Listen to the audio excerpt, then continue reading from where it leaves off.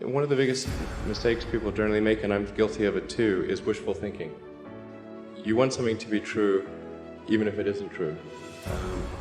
And so you ignore the things that, you ignore the real truth because of what you want to be true.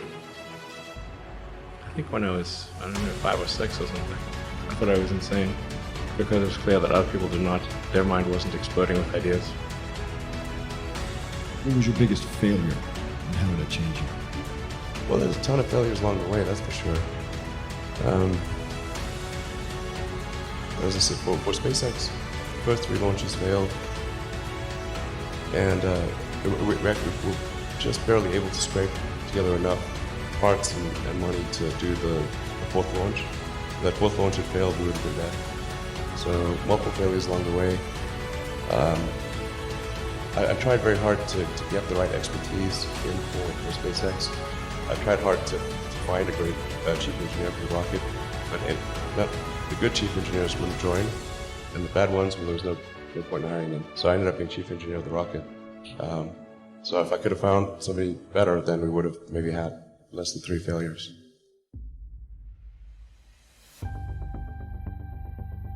People who've been in the rocketry business for decades, who say about you that you don't know what you don't know. But when critics say you can't do this, your answer to them is, we've done it.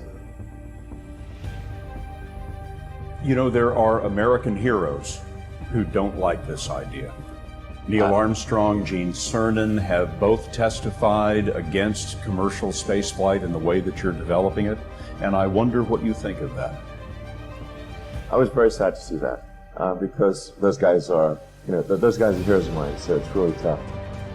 I wish they would come and visit and see the hardware that we're doing, and I think that would change their mind.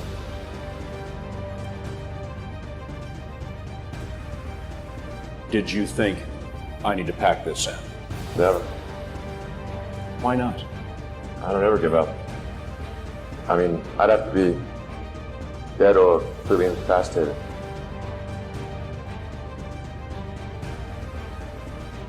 Work like hell. I mean, you just have to put in, 80 to 100 hour weeks every week.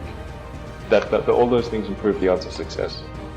I mean, if other people are putting in 40-hour work weeks and you're putting in 100-hour work weeks, then even if you're doing the same thing, you know that you will achieve in 4 months what it takes them a year to achieve. 2008 was brutal. 2008 we had the 3rd consecutive failure of the Falcon 1 rocket for SpaceX. Tesla almost went bankrupt. We closed our financing round 6 p.m. Christmas Eve 2008.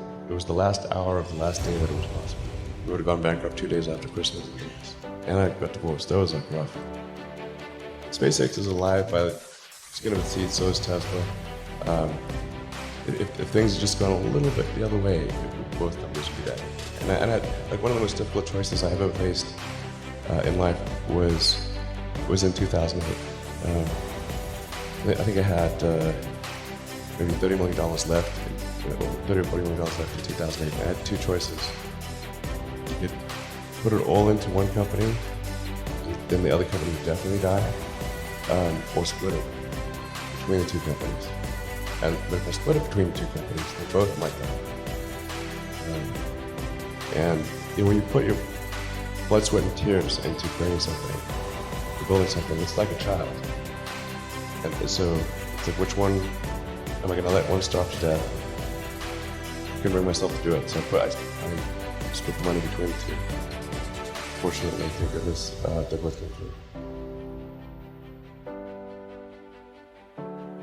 Like, there have to be reasons that you get up in the morning and you want to live. Like, why do you want to live? What's the point? What inspires you? What do you love about the future? And if we're not out there, if the future does not include being out there among the stars and being a multi-planet species, I find that it's incredibly depressing if that's not the future that we're going to have. There are a lot of negative things in the world. There's a lot of terrible things that are happening all over the world, all the time. There are lots of problems that need to get solved. There's lots of things that are miserable and kind of get you down. But that life cannot just be about solving one miserable problem after another. That can't be the only thing. There need to be things that inspire you, that make you glad to wake up in the morning and be part of humanity. That's why we did this. This guy called Tsiolkovsky, one of the early Russian rocket scientists, the great saying, "Earth is the cradle of humanity, but you cannot stay in the cradle forever." It is time to go forth, become a star-faring civilization, be out there among the stars, expand the scope and scale of human consciousness. I find that incredibly exciting. That makes me glad to be alive. I hope you feel the same way.